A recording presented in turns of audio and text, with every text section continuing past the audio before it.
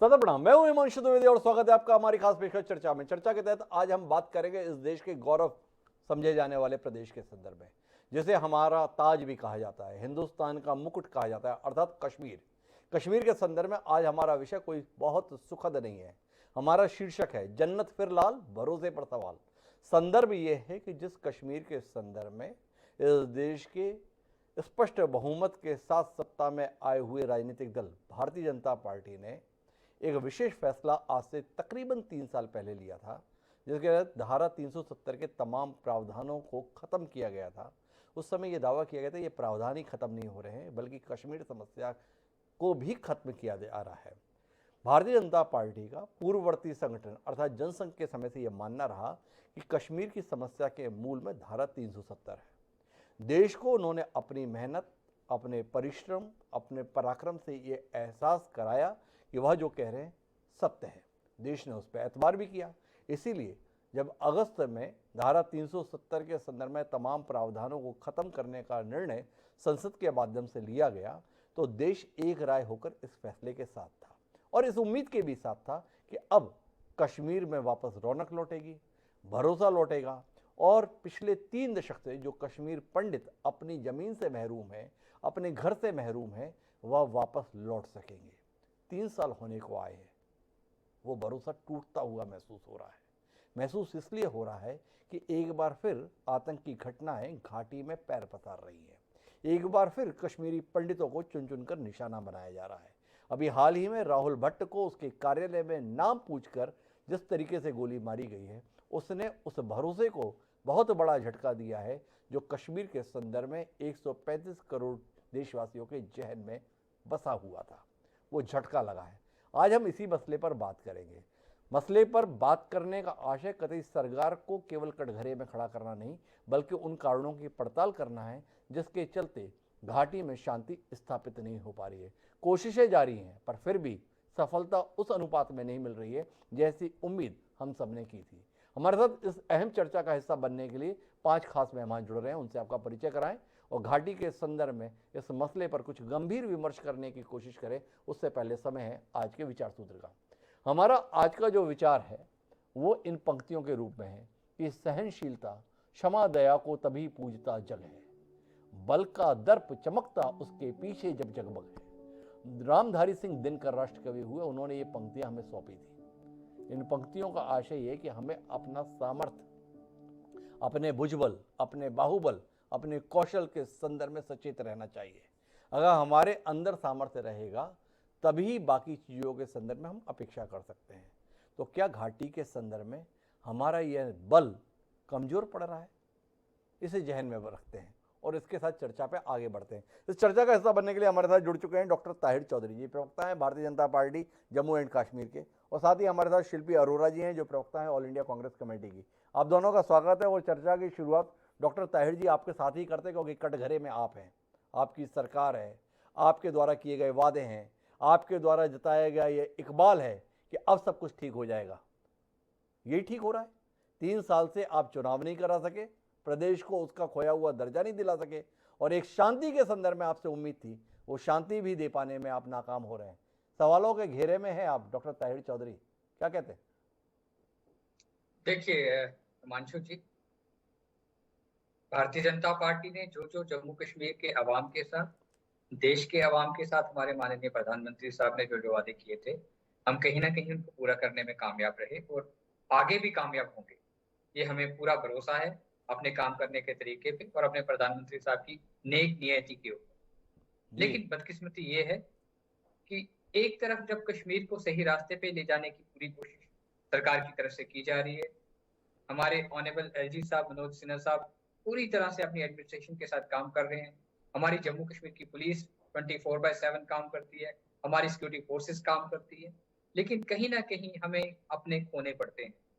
चाहे राहुल भट्ट साहब की बात करो आप, जी चाहे रियाज की बात करो, चाहे और बहुत सारे, देखो जो भी जाता है शहीद होता है मिलिटेंट्स की गोली की वजह से, उनके नापाक इरादों की वजह से हमारे अपने लोग शहीद होते हैं। बहुत दुख की बात है, ऐसी चीजें नहीं होनी चाहिए। लेकिन कहीं ना कहीं ऐसे लोग घाटी के अंदर मौजूद हैं जो इस तरह की वारदातें करना चाहते हैं, और कहीं ना कहीं वो लोग भी हैं जो इन लोगों को सपोर्ट करते हैं और सरकार के इरादे बहुत मजबूत है। ना तो इन लोगों को बख्शा जाएगा जो इस तरह की हरकतें कर रहे हैं, ना उन लोगों को बख्शा जाएगा जो इन लोगों की सपोर्ट करते हैं। सरकार का ये इरादा पूरी तरह से क्लियर ताहिर चौधरी जी, मेरी दिलचस्पी इस बात में नहीं है कि आप इन्हें बख्शेंगे या नहीं बख्शेंगे। जिन लोगों ने आप पे भरोसा किया है उन्हें आप बचा सकेंगे या नहीं बचा सकेंगे, ये सवाल है। राहुल भट्ट के जाने का आपको दुख है, ये सुनने के लिए देश नहीं है। राहुल भट्ट के संदर्भ में ये भरोसा देश करना चाहता था कि अब कोई कश्मीर पंडित वहां पर नहीं मारा जाएगा। आपने इसी प्रकार का भरोसा देश में जगाया था, उस भरोसे को कायम रखने में आप चूक रहे हैं। आपके संदर्भ में यह भरोसा था कि जो तमाम लाखों कश्मीरी पंडित इस जमीन को छोड़ने के लिए मजबूर हुए थे, वो आप पे भरोसा करके घाटी में वापस लौटेंगे, अपनी जमीन को वापस पाएंगे, अपने रोजगार को वापस पाएंगे। पर आप उनका वापस लौटना तो दूर, जो वहां पर रह रहे हैं उनको बचा पाने में भी नाकाम साबित हो रहे हैं। इस बात को लेकर कोई शर्मिंदगी आपके अंदर है? कोई आपके अंदर अपराध बोध है? आप दावा इतना बड़ा कर रहे हैं और आप मनोज सिन्हा जी के संदर्भ में दुहाई दे रहे हैं। आपके पूर्ववर्ती राज्यपाल सत्यपाल मलिक तो खुद बयान दे रहे हैं, मैं जब तक था तब तक ठीक था, अब पता नहीं क्या हो गया। आपको तो आपके नेता कटघरे में खड़ा कर रहे हैं और आप इतने इत्मीनान से हैं कि हम छोड़ेंगे नहीं।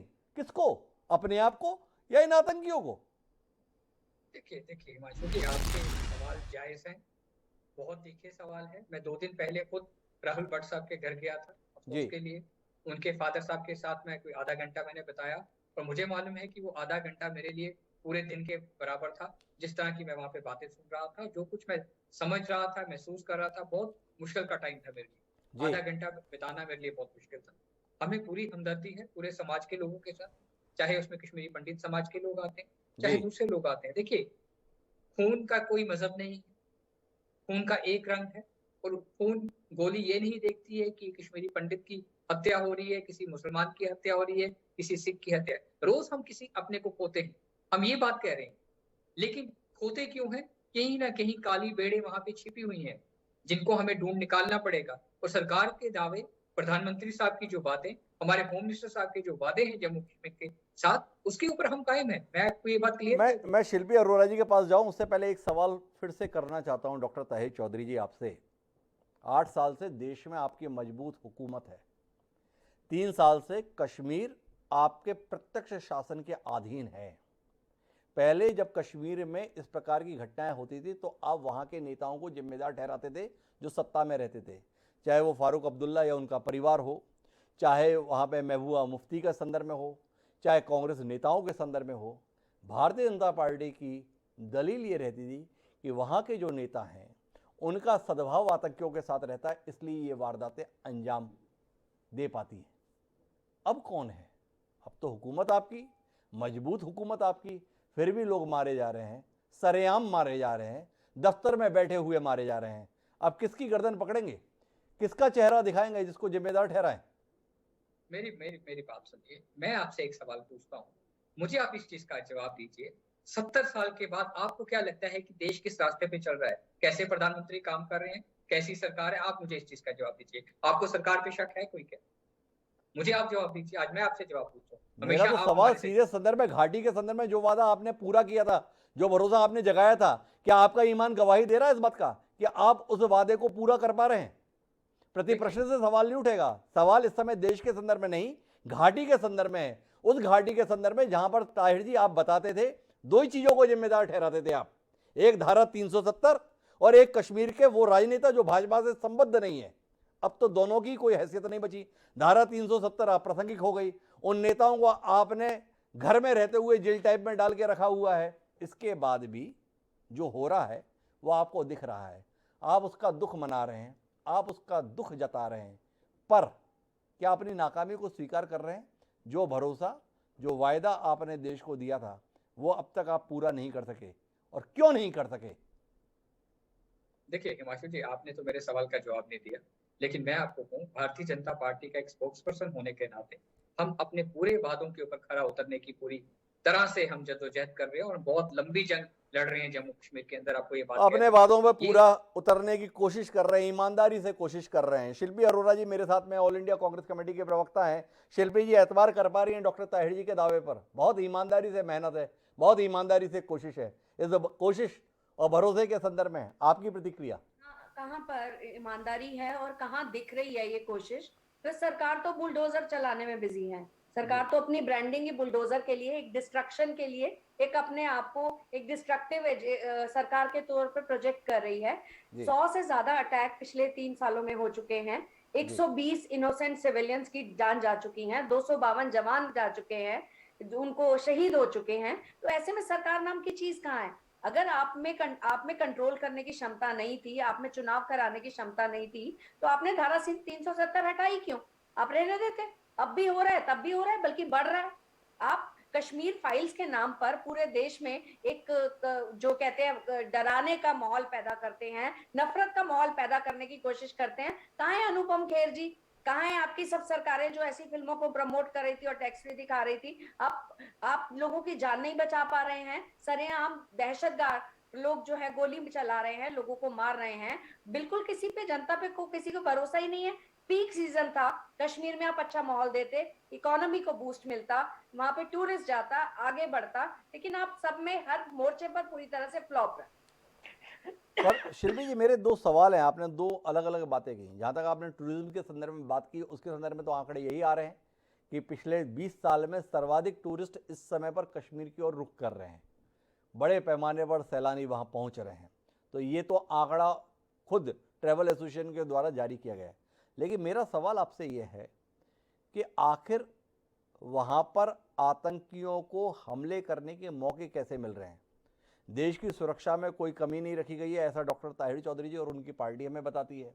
और स्थानीय स्तर पर भी प्रबंधन बड़ा मजबूत है, ये डॉक्टर ताहिर चौधरी बताते हैं। पर फिर भी हमले हो रहे हैं। क्यों हो रहे हैं? इसका कोई कारण आपके जहन में है? आप समझ पा रही हैं कि आखिर इस प्रकार की घटनाएं घाटी में विशेषकर क्यों घट रही हैं? फेल्योर है, पूरी तरह से सरकार का फेल्योर है, सरकार का इंटेलिजेंस का फेल्योर है, सरकार का जितनी भी जो इनके जो केंद्रीय बल हैं उनका है। जब आपकी इंटेलिजेंस काम नहीं कर रही, आपको पता नहीं कर पा रहा, आप टेररिज्म पे लगाम लगाने में नाकाम है, तो पूरी तरीके से फेल्योर है। ऐसी जगह पर इनको वहां पे सख्ती से कार्रवाई करनी चाहिए। कोई भी, कांग्रेस हमेशा टेररिज्म के खिलाफ रही है और हमेशा हमने अपने 2 प्रधानमंत्री भी खोए हैं इसके लिए, लेकिन बीजेपी का इसमें कहीं ना कहीं नजर नहीं आ रहा है। कहीं ना कहीं बीजेपी हर जगह आप देखेंगे, कहीं ना कहीं इनको प्रोत्साहन देती हुई नजर आ रही है। इतना बड़ा पुलवामा हमला हो जाता है, आज तक उसकी जांच नहीं हो पाती, आज तक पता नहीं चल पाता कि कहां से आए थे, कैसे गए थे, उसमें कोई कुछ नहीं हो पाता। तो क्यों हो रहा है? यही वो सरकार है जो नागरिक सुरक्षा की बात करके, जो कश्मीर को आजाद करने के नाम पर, कश्मीर को एक अलग स्टेटस देने के नाम पर सरकार में आई थी, और आज हर मोर्चे पर फ्लॉप होती नजर आ रही है। क्यों वहां के युवाओं को रोजगार नहीं दे रहे?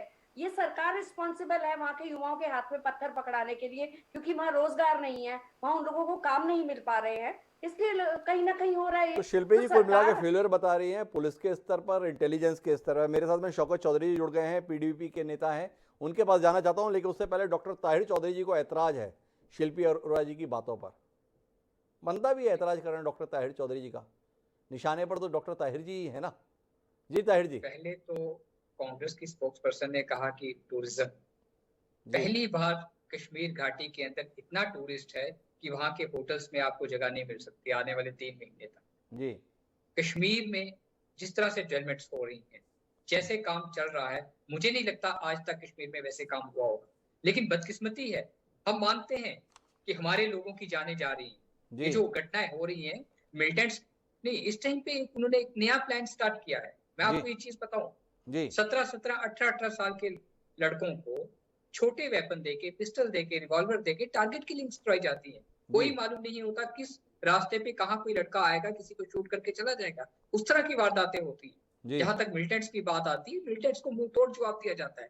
कांग्रेस अपना टाइम भूल चुकी है। ये वो लोग हैं जिन्होंने यासीन मलिक को, बिट्टा कराटे को, जब सरदर्द भी होती थी तो उसको MRI CT स्कैन करने के लिए ये लोग बाय एयर दिल्ली एम्स में लेके जाते थे। प्रधानमंत्री उनको मिलने के लिए आते थे, उनको रेड कारपेट वेलकम किया जाता था। जी। आज वो हालात नहीं है। आज हुर्रियत के लीडर्स के वो हालात नहीं है। आज मोदी साहब की सरकार है, भारतीय जनता पार्टी की सरकार है। देश ये बदलाव देख रहा है। ठीक है, छोटी मोटी अड़चने आ रही हैं हमें आगे बढ़ने के लिए, वो चीजें भी हम क्लियर करेंगे, लेकिन इन लोगों की तरह हम देश को नहीं चलाएंगे। हम माफ कीजिएगा डॉक्टर ताहिर चौधरी जी, घाटी में कश्मीरी पंडितों को चुन चुनकर गोली मारी जा रही है और उसे अगर आप थोड़ी मोटी अड़चने मानते हैं, मेरा इस पे विनम्र ऐतराज है। कश्मीरी पंडितों की अस्मिता की लड़ाई 3 दशक से घाटी के संदर्भ में जारी है और वहां पर लोगों को बसाना तो दूर की बात, जो रह रहे हैं उनकी हिफाजत कर पाने में आप चूक रहे हैं और इसको आप थोड़ी मोड़ी अगर अड़चन मानते हैं तो मेरा इस पर विनम्र ऐतराज है। लेकिन मैं शौकत चौधरी जी आपके पास आना चाहता हूँ और आपसे समझना चाहता हूँ कि घाटी के हालात चाहने के बाद भी वैसे क्यों नहीं बदल रहे जैसे बदल जाने का दावा देश की हुकूमत का था। आप पड़ताल कर पा रहे हैं? क्या आप लोगों का असहयोग है जिसके कारण से हालात नहीं बन रहे, या ये लोगों का इरादा ही नहीं है, हालात बदलने का इसलिए नहीं बदल रहे, या जैसे दिया बुझने वाला होता है तो उससे पहले फड़फड़ाता है, तो आतंकियों की कमर टूट गई है, उनका दमखम समाप्त हो गया है, तो इस प्रकार की हरकतों से अपनी उपस्थिति दर्ज कराने की बौखलाहट भरी कोशिश है। कुल मिलाकर है क्या ये? नहीं, असल में जी आज से कमोपेश 8 साल पहले जब हमारी मरकज में सरकार बनी बीजेपी की, तो उस वक्त बीजेपी के एजेंडे में, मैनिफेस्टो में जो मेन चीज रहती थी जी वो यही थी कि हम अगर पावर में आएंगे तो हम जम्मू कश्मीर से मिलिटेंसी का खात्मा करेंगे। ये पहले नंबर पर बीजेपी के मैनिफेस्टो में थी। बिल्कुल। इन्होंने पिछले 3 साल से यहाँ पर जो जो चीजें जिस तरीके से इनको करनी थी वो इन्होंने की जी। लेकिन बात ये है कि इनकी इंटेंशंस कहाँ हैं जम्मू कश्मीर में अमन लाने की। जी इनकी इंटेंशंस जो हैं बेसिकली इसके कंट्रेरी हैं। जी ये जम्मू कश्मीर में जम्मू कश्मीर के लोगों को, जम्मू कश्मीर को एक लेबोरेटरी के तौर पर इस्तेमाल कर रहे हैं जी और जो चीजें यहाँ करते हैं उनको जो है वो पूरे हिंदुस्तान में एक कम्युनल माहौल क्रिएट करके तो ये अपना पॉलिटिकल जो गेन है जी उसके पीछे लगे रहते हैं। आप बताइए कि पिछले 3 साल में ना तो यहाँ हुर्रियत रही, जी ना यहाँ पर इलेक्टेड गवर्नमेंट रही, ना यहाँ के नेताओं को इन्होंने, जैसे आपने भी अपने रिमार्क्स में कहा कि ना तो यहाँ के नेता जो थे उनको इन्होंने बाहर जाने दिया।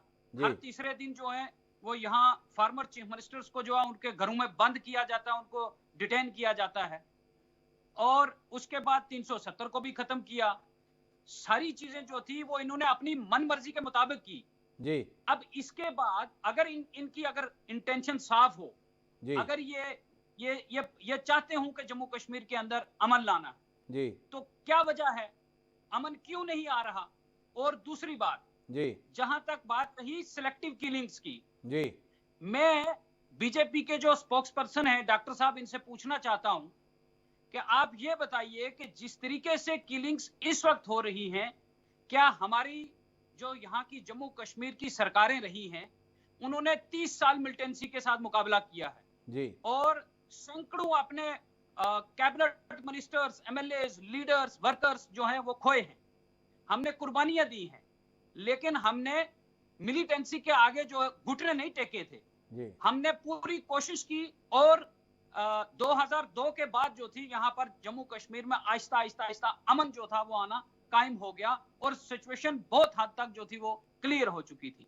लेकिन जब से बीजेपी सेंटर में और यहाँ पर जम्मू कश्मीर में बीजेपी के अंडर यहाँ पर जो एलजी एडमिनिस्ट्रेशन है वो काम कर रही है, ना तो यहाँ जमीन पर कोई डेवलपमेंट दिखती है, ना यहाँ पर अमन आया है, ना यहाँ पर बेरोजगार नौजवानों को नौकरियां दी जाती हैं।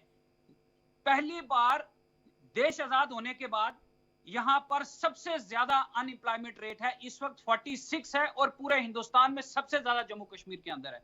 मैं ताहिर साहब से ये पूछना चाहता हूं, आप हमें ये बता दो, 2-3 सवालों के जवाब दे दो जी कि आपने इस वक्त तक कितने कश्मीरी पंडितों को, जिन कश्मीरी पंडितों के सर पे आपने पूरे हिंदुस्तान में जो है सिचुएशन को कम्युनलाइज किया, कितने लोगों को आपने यहाँ पर रिहेबिलिटेट किया, कितने लोगों को जो था आपने पीसफुली अपने घरों में जो है वो दोबारा से यहाँ पर लाने की कोशिश की, और उसके बाद कितने लोगों को आपने नौकरियां दी और जम्मू कश्मीर के अमन के लिए आपने क्या किया जो पिछले 3 साल में आप कर रहे हैं? आप कह रहे हैं हम ये कर रहे हैं, ये कर रहे हैं, ये कर रहे हैं।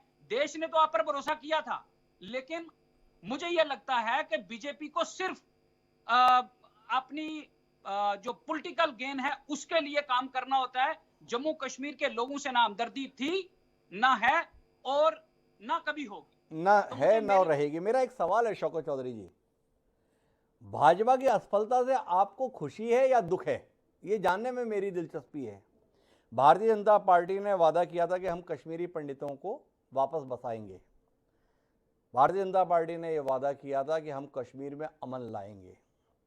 भारतीय जनता पार्टी ने वादा किया था कि हम कश्मीर को विकास की राह पर लेकर आएंगे। भारतीय जनता पार्टी के संदर्भ में आपका दावा है इस कार्यक्रम में कि इन तीनों ही मसलों पर भाजपा विफल रही। भाजपा की इस विफलता की आपको प्रसन्नता है या आपको दुख है, ये मेरा सवाल है।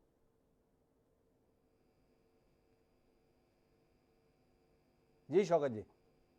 जी जी जी जी सर, मैं देखिए मेरा ये कहना है कि जब बीजेपी यहां पर एक मजबूत सरकार के तौर पर काम कर रही है, हमें अगर जम्मू कश्मीर में काम करने का मौका मिला था तो हमने अपनी तरफ से जो किया, आज भी जो कश्मीरी पंडित हैं उनकी यहां एम्प्लॉयमेंट पैकेज की बात हो, उनकी रिहेबिलिटेशन के लिए जो भी आज तक इकदाम किए हैं वो हमारे दौर में हुए हैं, और जो चीजें करनी चाहिए थी उनको वापस उनके घरों तक ले जाने के लिए उसमें हमने पूरी कोशिश की और वो कोशिश। चलिए शौकत जी, आपने मेरे सवाल का जवाब नहीं दिया, आपके लिए थोड़ा मुश्किल सवाल महसूस हुआ होगा। आपसे एक सवाल और कर लेता हूं। हम डॉक्टर ताहिर चौधरी से जानना चाहते थे कितने कश्मीरी पंडितों को आप वापस लेकर आ पाए। आप बता रहे हैं आपको मौका मिला, आपने तो बहुत काम किया, बहुत बढ़िया पैकेज दिया। थोड़ा आप अपना आंकड़ा बता पाएंगे कि आप अपने दौर में कितने कश्मीरी पंडितों को वापस ला पाए थे, जिस उपलब्धि पर आप मुग्ध हों, जिस उपलब्धि पर आप जो बार बार कहते हैं कि हमने तो लोगों को एकजुट रखने की बड़ी कोशिश की, हमें सफलता भी मिली। देश को पता चलना चाहिए शौकत चौधरी जी के माध्यम से कि आप कितने कश्मीरी पंडितों को घाटी में वापस बसा पाए थे। मरकज में कांग्रेस की सरकार थी, डॉक्टर मनमोहन सिंह जो है वो प्राइम मिनिस्टर ऑफ इंडिया होते थे। उस दौर में जितने पैकेजेस आए हैं उसी दौर में आए हैं।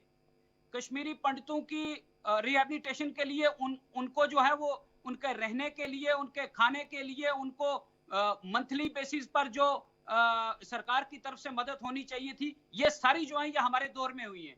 मैं वही तो कह रहा हूँ। ताहिर साहब ये बताएं कि आपने क्या किया है। अब चौधरी साहब ये तो बता नहीं पाए कि वो कितनों को बसा पाए, लेकिन वो डॉक्टर ताहिर चौधरी से जरूर जानना चाहते हैं कि वो क्या कर पाए।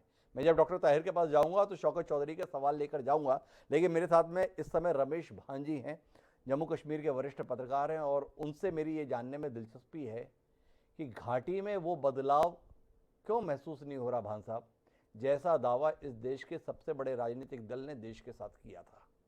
इस देश को बड़ी उम्मीद थी, बड़ा भरोसा था कि धारा 370 की समाप्ति के साथ एक अमन आएगा, एक सुकून आएगा, एक शांति आएगी, घाटी वापस एक शांति के साथ में सांस लेगी।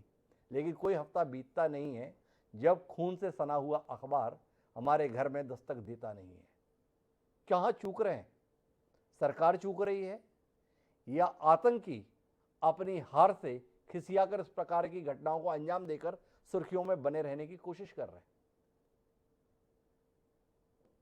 जी, आपने बहुत अच्छा कहा, ये सुर्खियों में बने रहने की कोशिश। देखिए, ये सर्वाइवल जो है ना, टेररिज्म का सर्वाइवल, हमेशा ये किसी तरीके से वो सर्वाइव करना चाहते हैं। अभी मैं पीडीपी के स्पोक्समैन की बात सुन रहा था, मैंने पूरा ऑडियो तो मैंने सुना नहीं, लेकिन थोड़ा सा ऑडियो खराब था, बट इनकी बात का मैं जवाब दूं कि ये हमेशा विक्टिम कार्ड प्ले करते हैं जी। ये कहते हैं कि बीजेपी ने क्या किया, कांग्रेस ने क्या किया, इन्होंने क्या किया जी। 30 साल से अगर कश्मीरी पंडित बाहर है तो इन्होंने क्या? देखिए, जब तक पॉलिटिकल लीडर्स कोई कुछ नहीं करेगा, let me tell you very honestly, कोई कुछ नहीं करेगा, चाहे बीजेपी हो कांग्रेस हो, जब तक लोकल आदमी ना चाहे, लोकल आदमी ना चाहे, तब भी कश्मीरी पंडित वापस जा सकता है जी। अदरवाइज पॉलिटिकल लीडर्स, ये देखिए, पॉलिटिकल लीडर कहेंगे, वो फोर्सिबली कहेंगे भाई जाओ हम तुमको नौकरी देते हैं, और वही हो गया जो राहुल भट्ट के साथ हो गया जी, वही होगा। जैसे बिंदु के साथ हो गया। देखिए सीधी सी बात यह है कि कश्मीरी पंडित जो मैंने देखा हुआ है माइग्रेशन के बाद, मैं 3 बार गया हूं वहां पे एज टूरिस्ट। जी मैं अपनी फैमिली को लेके गया था। देखिए वहां पे मेरे को लगा कि आप अगर हफ्ते भर के लिए जाएंगे, एक ज्यादा से ज्यादा 10 दिन 15 दिन के लिए जाएंगे as tourist, you are welcome, आपको गले लगाएंगे। लेकिन the moment I am being, मैं स्ट्रेट फॉरवर्ड हो रहा हूं, जी जो बिल्कुल। मैंने देखा हुआ, द मोमेंट जब भी उनको लगेगा कि आप परमानेंटली सेटल होने आए हैं, यू आर नॉट वेलकम, आपका राहुल भट्ट जैसा हाल होगा।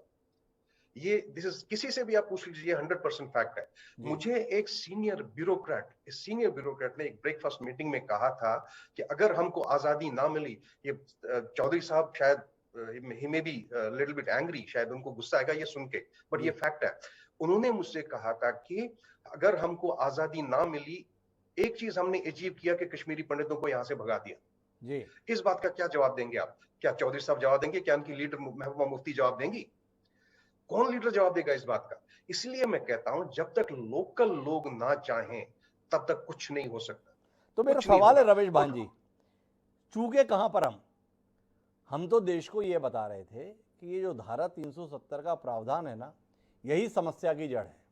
इस धारा 370 के कारण ही कश्मीर हमारा हिस्सा वैसा नहीं बन पा रहा जैसा बनना था। जितना भी आतंक है इस धारा के चलते है। ये धारा खत्म करो और देखो आतंक कैसे खत्म होता है। अब आप हमें बता रहे हैं कि धारा खत्म होने से क्या होगा, वहां के लोगों की मानसिकता को बदलना होगा। तो आपसे समझना ही चाहता हूं, क्या जानने में समझने में चूक गए थे हम धारा के पीछे पड़े रहे और जो धारा वहां के लोगों के बीच में बह रही थी उसे भूल गए? सही बात है, बिल्कुल ठीक कह रहे हैं आप। धारा 370 ठीक है, उससे एक चीज हो गया, भारत का संविधान की बहुत सारी धाराएं जो हैं जी वो कश्मीर पे लागू हो गई, राइट। अच्छा, लेकिन जो खास अगर हम कश्मीरी पंडित की बात करें तो कश्मीरी पंडित तो वैसा का वैसा ही है, उससे उसको धारा 370 से क्या फायदा? अगर आप 35A की बात करें, 35A जी अब जब देखिए, जब तक 35A में आप चाहें तो वहां जाके जमीन खरीद सकते हैं, प्रॉपर्टी खरीद सकते हैं, लेकिन वो तभी होगा जब लोकल आदमी आपको जमीन बेचेगा। जी और ये बताएंगे, पीडीपी के नेता बताएंगे कि लोकल लोगों को वहां पे directions, I mean off the record directions दी गई हैं कि किसी बाहर वाले को जमीन ना बेचे। डिनाई कर दे मेरी बात का, जी। अगर है तो कौन शौकत जाएगा चौधरी जी वहां? को हस्तक्षेप करना चाह रहे हैं, बहुत स्पष्ट बात कह रहे हैं रमेश भान जी। मेरे साथ में रमेश मनवती जी भी जुड़ गए हैं जो कश्मीरी पंडितों के संगठन से जुड़े हुए हैं, लेकिन मैं पहले हस्तक्षेप लेना चाहता हूं शौकत चौधरी जी का, क्योंकि वह रमेश भान जी के द्वारा लगातार कटघरे में खड़ा किए जा रहे हैं। जी शौकत जी, आपका ऐतराज। देखिए, मैं भान साहब से बड़ी रिस्पेक्टफुली एक बात कहना चाहता हूं जी कि सर, आप जम्मू कश्मीर के तमाम लोग जितने हैं उन पर आप ऐसा एलिगेशन लगा रहे हैं जी कि आप अगर 10 दिन के लिए जाएंगे तो आपका वेलकम करेंगे, लेकिन अगर उनको ये पता चल जाए आप परमानेंटली सेटल होने के लिए आए हैं तो फिर आपको जो है वो वैसा ट्रीट नहीं करेंगे। जी सर, जम्मू कश्मीर जो है वो दुनिया में हॉस्पिटैलिटी में माना हुआ है, और आज इस दौर में भी अगर किसी कश्मीरी पंडित भाई का देहांत हो जाता है तो उसकी आखिरी रस्मात जो हैं वो वहां के मुस्लिम, वहां के लोकल लोग जो हैं वो अदा करते हैं। आप इन चीजों को क्यों भूल रहे हैं? और दूसरी बात ये कि इन्होंने कहा कि धारा 370 के टूटने के बाद पंडितों को कोई फायदा नहीं हुआ, तो ये बीजेपी को एक जवाब था इनकी तरफ से। ये एक ऐसी स्टेटमेंट थी जिससे बीजेपी को ये जवाब था कि 370 असल में जो है वो कोई हर्डल नहीं था, हर्डल बीजेपी थी। बीजेपी को लगता था कि हम जम्मू कश्मीर से 370 को खत्म करेंगे और उसका सौदा जो है पूरे हिंदुस्तान में बेचेंगे और हमें जो है फायदा होगा। लेकिन सर, मैं रिस्पेक्टफुली फिर से एक बार कह रहा हूं कि आप जम्मू कश्मीर के लोगों के ऊपर इस तरह का इल्जाम ना लगाएं, आप इस तरह की बेइज्जती ना करें। शौकत चौधरी जी, क्या बेइज्जती कर रहे हैं रमेश भान जी? कश्मीरी पंडित 1.5 लाख से ज़्यादा घाटी से बाहर दर दर भटक रहे हैं 3 दशक से, उसमें आपको बेइज्जती महसूस नहीं होती? रमेश भान जी ने 2 शब्द यहाँ पर बोल दिए, उससे आपको बेइज्जती महसूस हो गई? आप जिस हॉस्पिटलिटी की बात कर रहे हैं, इस हॉस्पिटलिटी के रहते हुए भी लोग अपनी ज़िंदगी को सुरक्षित नहीं रख पाए, उन्हें अपनी मिट्टी छोड़कर, अपना वतन छोड़कर खाना बदोश बनकर ज़िंदगी गुजारनी पड़ रही है, झुग्गियों में जीना पड़ रहा है, तब आपको बेइज्जती महसूस नहीं होती? रमेश भान जी ने एक बार खरी बात कह दी तो आपको इतनी बेइज्जती महसूस हो गई। लेकिन मैं इसी बात को विस्तार देने के लिए रमेश बनवती जी के पास आना चाहता हूं और उनसे भरोसे पर बात करना चाहता हूं। जानना ये चाहता हूं रमेश बनवती जी, डॉक्टर ताहिर चौधरी जी मेरे साथ यहाँ पर हैं, जो भारतीय जनता पार्टी के जिम्मेदार प्रवक्ता हैं, ईमानदार बात करते हैं जब भी बात करते हैं। उनका मानना है कि भरोसा बना हुआ है। तो मेरा आपसे सीधा सवाल है, खबरें लगातार छप रही हैं कि एक बार फिर कश्मीरी पंडितों को चुन चुनकर निशाना बनाया जा रहा है और मारा जा रहा है। क्या इसके बाद भी आपका भरोसा है बदलाव के संदर्भ में? क्या आपका भरोसा है एक सुनहरे भविष्य के संदर्भ में? क्या आपका भरोसा है अपनी जिंदगी में बड़े बदलाव के संदर्भ में? आपसे सवाल। ये भरोसा किस पर बात कर रहे हैं आप? किस पर भरोसा है? सरकार के संदर्भ में, जो सरकार ये दावा करती है कि आपको वापस बसाएंगे, आपको आपकी खोई हुई जमीन, आपका खोया हुआ मकान, आपका खोया हुआ दुकान, आपका खोया हुआ सम्मान वापस दिलाएंगे। मैं समझ गया आपकी बात। आपके जो प्रश्न है इसके दो पहलू है जी। एक तो आस्था है, भारतीयता में, भारत का जो अस्तित्व है जी उसमें जी उसमें हमारा बिल्कुल आस्था है। उसी आस्था के कारण हम पिछले कहीं दशकों से जेनोसाइड के शिकार हो रहे हैं जी। आज भी हो रहे हैं और पिछले कहीं सेंचुरी से, इनफैक्ट जब से इस्लाम कश्मीर में आ गया 1339 में, उसके बाद में लगातार ये जो करंट हमारा एक्सोडस है 7वीं बार हुआ है हमारे हिस्ट्री में जी। तो भारतीयता में हमारा विश्वास, अटूट विश्वास है। क्यों? क्योंकि कश्मीर भारत है जी। कश्मीर में कश्मीरी जो हिंदू रह रहे थे, ओरिजिनल इनहेबिटेंट जो अर्लिएस्ट इनहेबिटेंट्स है कश्मीरी ब्राह्मण, कश्मीरी पंडित जी। जिनको आप हिंदू कहिए, कुछ पंडित कहिए, जो भी कहिए, वो भारत का रिप्रेजेंटेशन है वहां पर जी। वही एक्सटेंशन है कश्मीरी, एक्सटेंशन है कश्मीरी पंडित, एक्सटेंशन है भारतीयता का देश विदेश में। तो उसमें हमारी पूरी आस्था, उसमें कोई शक करने वाली बात नहीं है जी। जहाँ तक सरकार की बात है जी। सरकार पर जो और विश्वास तब बढ़ेगा जब कोई सरकार हमें ये दिखाएगी, हमने ये ठोस कदम उठाए हैं जो पिछले 30 साल में, 32 साल में जो हमने झेला है, झेल रहे हैं, अपने ही देश में विस्थापन का जीवन जी रहे हैं, तो उसमें अभी तक हमें कोई हल नजर नहीं आ रहा जी। जरूर हमें जो करंट डिस्पेंसेशन है सेंट्रल गवर्नमेंट की, उस पर जरूर आशा है, अभी भी आशा है, आशा थी और आशा है, लेकिन वो कहीं ना कहीं डगमगा रही है। जो हमारा जो एक भरोसा है वो डगमगा रहा डगमा रहा इसलिए है क्योंकि आप देख रहे हैं पिछले 1 साल से लगभग कितने कश्मीरी पंडितों को, कितने हिंदुओं को वहां से चुन चुन कर मारा गया। ऐसा नहीं कि पहले नहीं हुआ था, पहले भी हुआ था, लेकिन अब तीव्रता, मैकेनिज्म जो है वो बढ़ गया जी। हम जरूर सरकार से ये चाहेंगे कि ये कुछ ठोस कदम उठाएं जिससे ये जो इस्लामिक आतंकवाद है इस से इसका जड़ से खत्म हो जाए।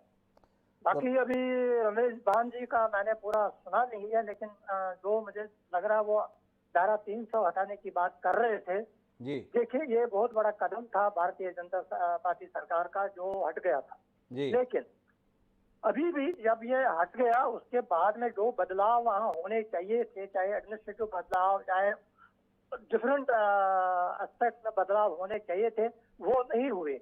भारतीय जनता पार्टी ने जो जब ये अनाउंस कर दिया कि हम धारा 370 को निरस्त कर रहे हैं, न्यूट्रलाइज कर रहे हैं जी, उसी टाइम उन्होंने ये जो हिस्टोरिकल करेक्शन किया था, जी, बहुत ही बड़ा बोल्ड कदम होता है, हिस्टोरिकल करेक्शन की जरूरत थी, वो कर दिया था। लेकिन उसी टाइम उन्होंने एक बहुत बड़ा ब्लंडर भी किया। उन्होंने ये कमिटमेंट किया कि हम स्टेटहुड वापस दे रहे हैं। बस स्टेटहुड वापस दे दिए, जब वहाँ के हालात ठीक हो जाएंगे, वहाँ के लोग सुधर जाएंगे, वहाँ का जो आतंकवाद है, मानसिकता जो लोगों की है वो दूर हो जाएगी, खत्म हो जाएगी जी। तब बिल्कुल स्टेटहुड वापस जो भी आपको देना है दे दीजिए। लेकिन आपको क्या मजबूरी है कि आपने ये कमेंट कर दिया कि जब हालात अभी ठीक नहीं हुआ, आप एक तरफ से एक हिस्टोरिकल करेक्शन कर रहे हैं, दूसरी तरफ आप ये ब्लंडर साइमल्टेनियसली कर रहे हैं। इसी कारण की वजह से हमने स्टार्ट से पिछले 3 दशक से हमारा मानना है कि कश्मीर में अगर हिंदुओं को, कश्मीरी पंडितों को, विस्थापित कश्मीरी पंडितों को आपने अभी मैं थोड़ा सा करेक्शन कर दूं, आपने 1 लाख 1.25 लाख की विस्थापित की बात, ये करीब 5 लाख लोग जो 90s में विस्थापित हुए, जाति संहार हुआ हमारा जी। कल्चरल जेनोसाइड हुआ, रिलीजियस जेनोसाइड हो गया, लिटरेरी जेनोसाइड हो तो गया। कुल मिलाकर रमेश बनवती जी की बात को अगर समझ पाए तो डॉक्टर ताहिर चौधरी, आपको कोई शर्मिंदगी हो रही है? आपके तमाम दावों के विपरीत पीड़ित पक्ष की आवाज़ क्या आपके कानों को बहरा कर रही है? क्या आपको दिख रही है अपनी नाकामी? क्या आपको दिख रहा है कि जो भरोसा आपने जगाया था उस भरोसे का 3 साल के बाद हश्र क्या है? क्या आपको लग रहा है कि जिस भरोसे के साथ में देश ने आपसे उम्मीदें जोड़ी थी, आपको उसके संदर्भ में कहीं ज़्यादा जवाबदेह, कहीं ज़्यादा जिम्मेदार होने की जरूरत है घाटी के संदर्भ में? क्योंकि सवाल केवल घाटी का नहीं, पूरे देश के भरोसे का है। देखिए हिमांशु जी, जहां तक कश्मीरी पंडित समाज की बात आती है, भारतीय जनता पार्टी, हमारी सरकार, हमारे प्रधानमंत्री साहब, पूरी हमारी ऑर्गेनाइजेशन हमेशा हमारी हमदर्दी, हमारा प्यार, हमारा साथ कश्मीरी पंडित समाज के साथ रहा और हमेशा रहेगा भी, जब तक भारतीय जनता पार्टी रहेगी। मैं आपको एक चीज क्लियर कर दूं, कश्मीरी पंडित समाज के जो लोग हैं बहुत बहादुर लोग हैं, डरपोक लोग नहीं। 600 साल पहले जब कश्मीर में रहते थे तो कश्मीर कश्मीरी पंडितों का था, यही लोग थे। ये वो लोग हैं जो इतना कुछ होने के बाद भी कन्वर्ट नहीं हुए। जो मुस्लिम लोग वहां पे हैं वो कन्वर्ट हुए हैं मुस्लिम, लेकिन ये लोग उन हालात में भी कन्वर्ट नहीं हुए। इन्होंने अपना जो रिलीजन था उसको लेके चलते रहे, अपने सिस्टम को लेके चलते रहे, अपने रिलीजन के बीच में रहे और आज भी ये उस रास्ते पे चल रहे हैं। ये बहादुर कौम है और हमारा ये मानना है कश्मीर कश्मीरी पंडितों का है। जब तक कश्मीर में कश्मीरी पंडित समाज को हम दोबारा नहीं प्रॉपर मान सम्मान के साथ सेटल करेंगे, कश्मीर पूरा नहीं होगा। ये मेरा भी मानना है, हमारे प्रधानमंत्री साहब का भी मानना है, हमारी पूरी ऑर्गेनाइजेशन का अरे मानना मानना तो और ठीक हम है डॉक्टर ताहिर चौधरी जी, पर यह मानने को क्रियान्वयन करने के लिए समय कितना लेंगे? शौकत चौधरी जी का सवाल था, भूला नहीं हूं, उन्होंने कहा था भैया संख्या तो बता दो, कितना ला दिए? संख्या हमारे पास में है, कितने और जान गंवा गए? तो पहला सवाल तो यही है, आपका वादा है, आप ये चाहते हैं, आप ये करेंगे, ये बात तो हम कई दशकों से सुनते आ रहे हैं, पर अब भी नहीं करेंगे तो कब करेंगे ताहिर जी? देखिए, कश्मीरी पंडित समाज समझता है सब कुछ। हमें ना तो पीडीपी के सर्टिफिकेट की जरूरत है, ना कांग्रेस के, ना एनसी के। हम काम करने वाले लोग हैं, राष्ट्र के साथ चलने वाले लोग हैं, तिरंगे को लेके आगे बढ़ने वाले लोग हैं। वो कश्मीरी पंडित समाज इस चीज मेरा को डॉक्टर जानता ताहिर है। आपसे एक सवाल है, फिर मैं शिल्पी अरोड़ा जी के पास जाऊंगा। आपने कहा कि ना हमें पीडीपी के सर्टिफिकेट की जरूरत है, ना हमें कांग्रेस के सर्टिफिकेट की जरूरत है, ना हमें नेशनल कॉन्फ्रेंस की सर्टिफिकेट की जरूरत है। आपकी भाषा थोड़ी अलग है आपके नेताओं से। देश के जो हमारे सम्मानीय प्रधानमंत्री हैं नरेंद्र मोदी जी, वो तो अपने हर भाषण में कहते हैं सबका साथ, सबका विश्वास, सबका विकास। तो वो तो सबके साथ की बात करते हैं, और डॉक्टर ताहिर चौधरी जी यहाँ इस कार्यक्रम में बैठ के बोल रहे हैं नहीं चाहिए हमें पीडीपी का सर्टिफिकेट, नहीं चाहिए कांग्रेस का, नहीं चाहिए एनसीपी का। जम्मू कश्मीर की सियासत के 3 सबसे बड़े राजनीतिक दलों को खारिज करके वाकई डॉक्टर ताहिर चौधरी जी, आपको लगता है कि आप अमन शांति कायम कर देंगे वाकई? हिमांशु जी, देखिए मेरी बात सुनिए। ये जिन पॉलिटिकल पार्टीज की आप बात करते हो, इनका एक ही मुद्दा है, लोगों की शहादतों पे सियासत करना।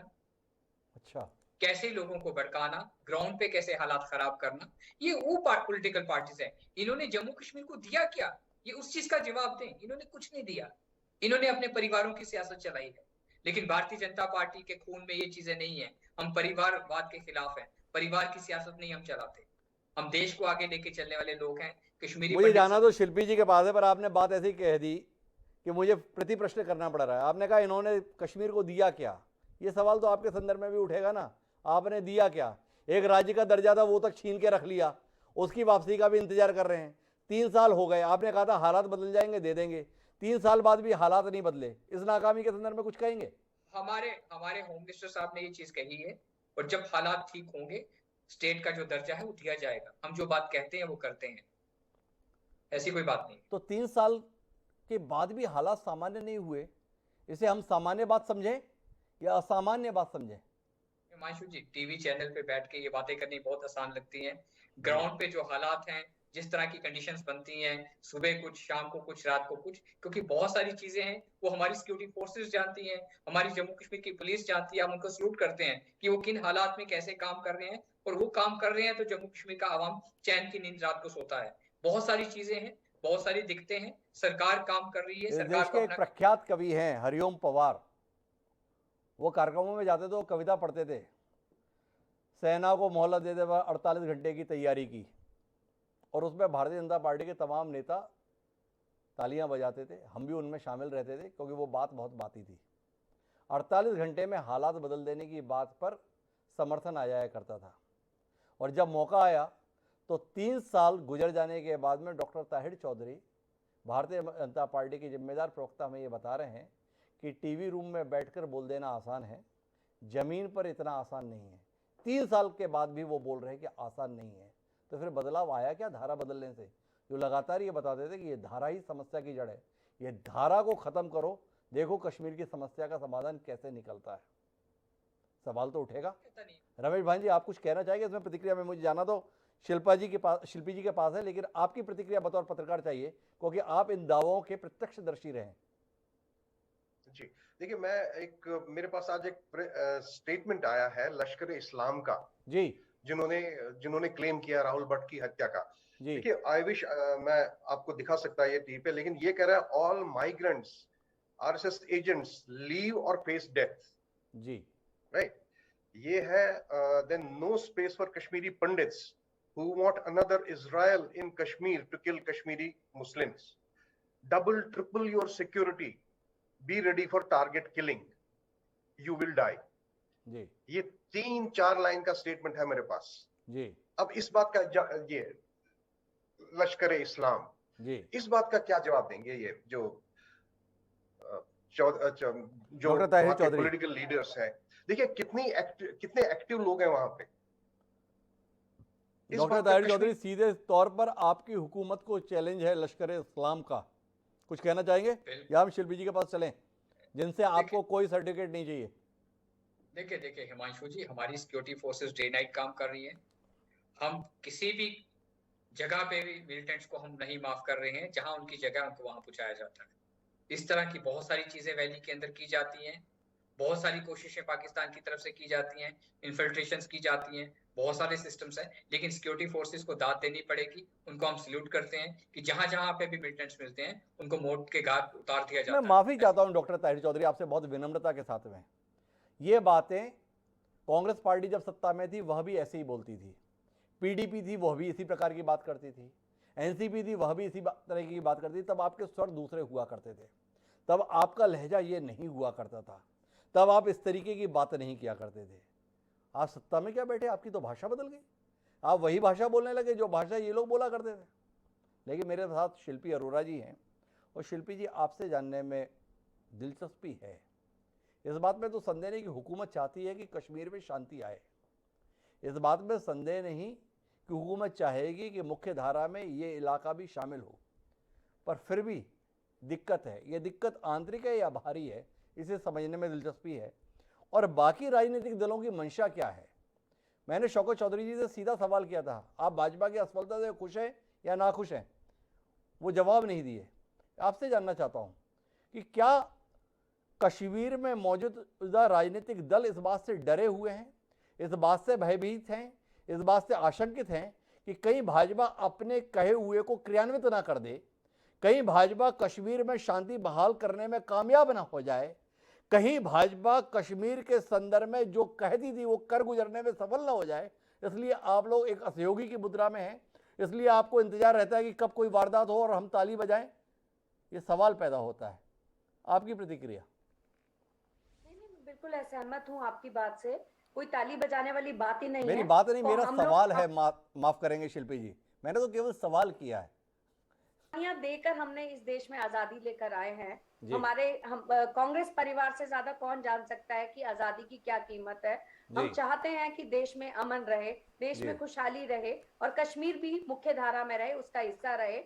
अभी जो डॉक्टर चौधरी साहब बता रहे थे कि हम लोग इस विषय पर राजनीति नहीं करते हैं, मैं आपका ध्यान आकर्षित करना चाहूंगी एक एडवर्टीजमेंट की तरफ जो ये पब्लिश हुआ था जब 26/11 का हमला हुआ था। और आपके लिए मैं मैटर रीड आउट करूंगी। इसमें इन्होंने, भाजपा ने दिल्ली के चुनावों में ये एड रिलीज किया था और कहा था कि brutal terror strikes at will, weak government, unwilling and incapable.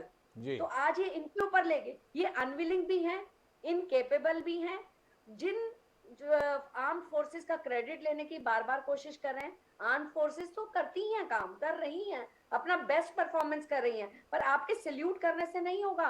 आपको एक स्ट्रांग मैसेज देने की जरूरत है, आपको वहां के युवाओं को रोजगार देने की जरूरत है, आपको वहां पे लोगों के हाथों में जो है रोजगार के साधन हाथ में देने की जरूरत है, जिससे कि लोग टेररिज्म खत्म हो, टेरर स्ट्राइक खत्म हो। आज 3 साल हो गए हैं, हम भी चाहते हैं परिवर्तन हो, हम लोग पूरा विपक्ष के रूप में आपके साथ हैं, लेकिन आप कुछ करिए तो सही। आप तो आर्म फोर्सेस के भरोसे छोड़ा हुआ है। आपने कहाँ कठोर संदेश दिया इन दहशतगर्दों के खिलाफ कि आप कुछ करेंगे, आपके ऊपर सख्त कार्रवाई होगी? अभी तक क्या हुआ?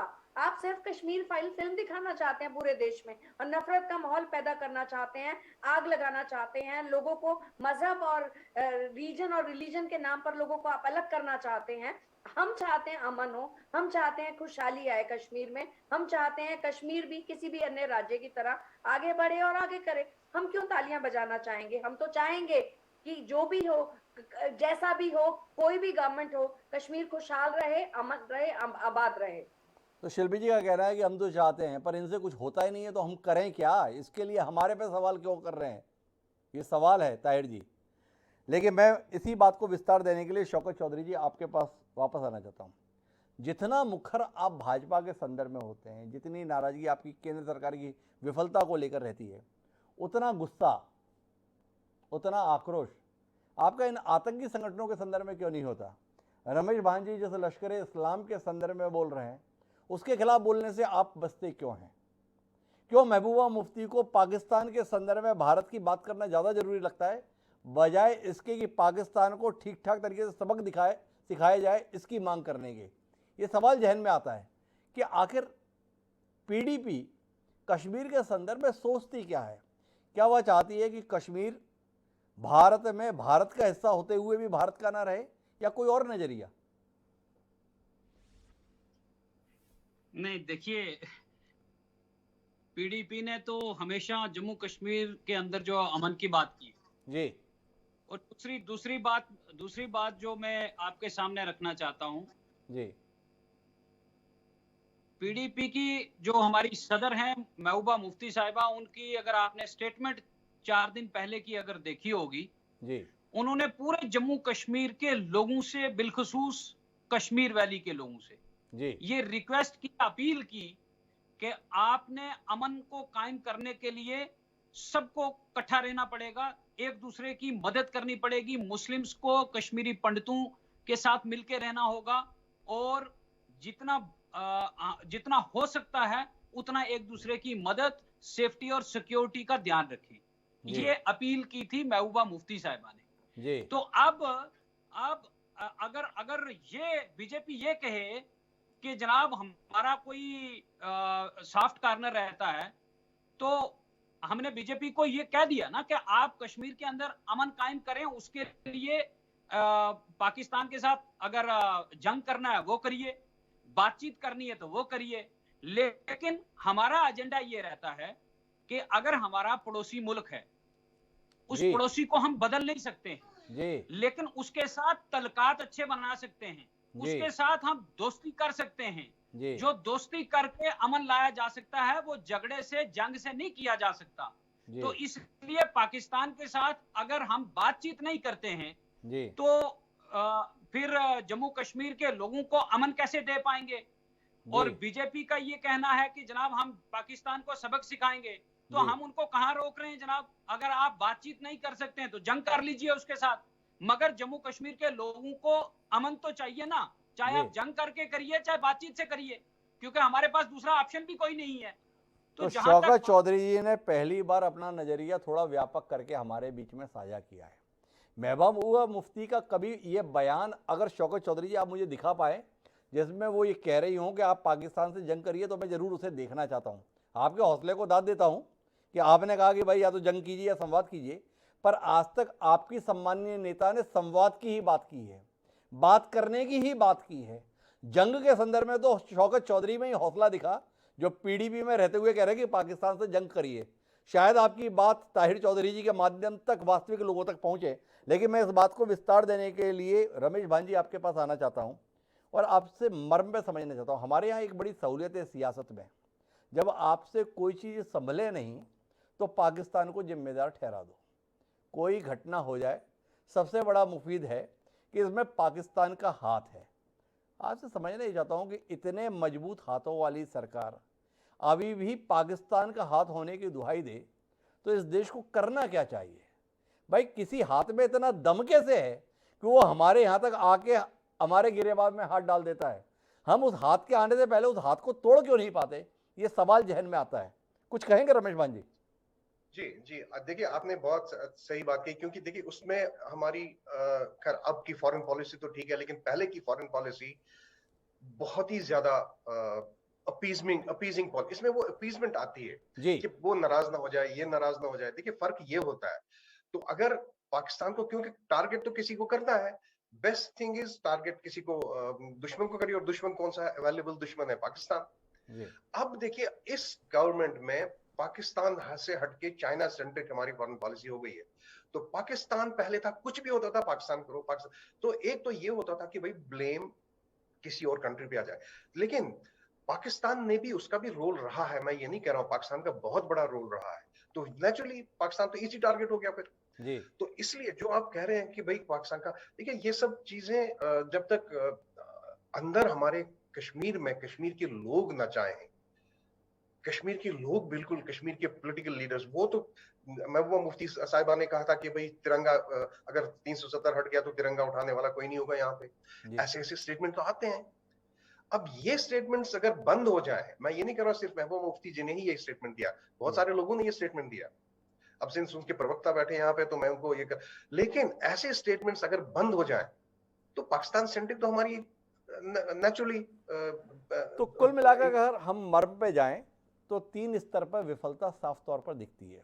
एक सरकार के स्तर पर, एक वहाँ के राजनीतिक दलों के स्तर पर, और तीसरी स्थानीय लोगों के स्तर पर। सब अपने अपने आप को एक बड़ी भूमिका में देखना चाहते हैं, पर अपने हिस्से में जो दायित्व है उसे निभाना नहीं चाहते हैं। कुल मिलाकर वहाँ के राजनीतिक दलों को अभी भी ये आशंका है कि अगर सब कुछ व्यवस्थित हो गया तो उनका क्या होगा। वहाँ के जो लोग हैं, वहाँ के लोग खुशहाली तो चाहते हैं, पर जिनको आज से 3 दशक पहले बेदखल किया गया, उनकी वापसी के संदर्भ में उदार होने के लिए तैयार नहीं है।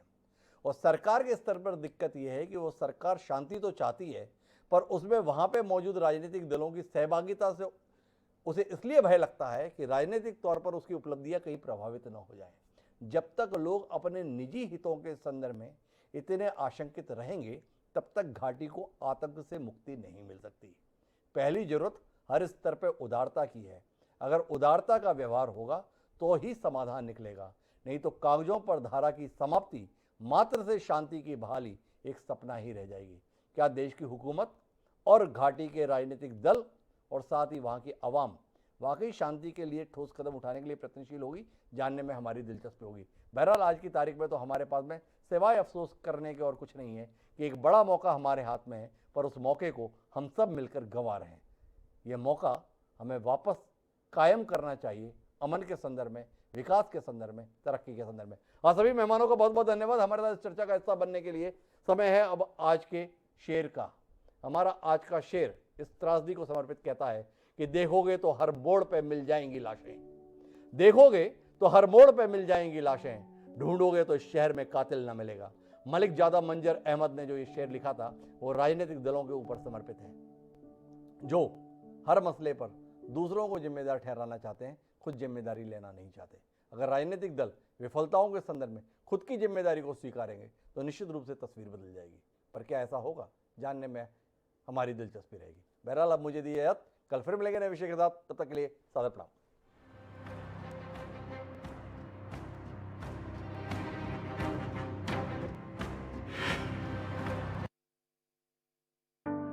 इस कार्यक्रम के प्रायोजक थे रामकृष्ण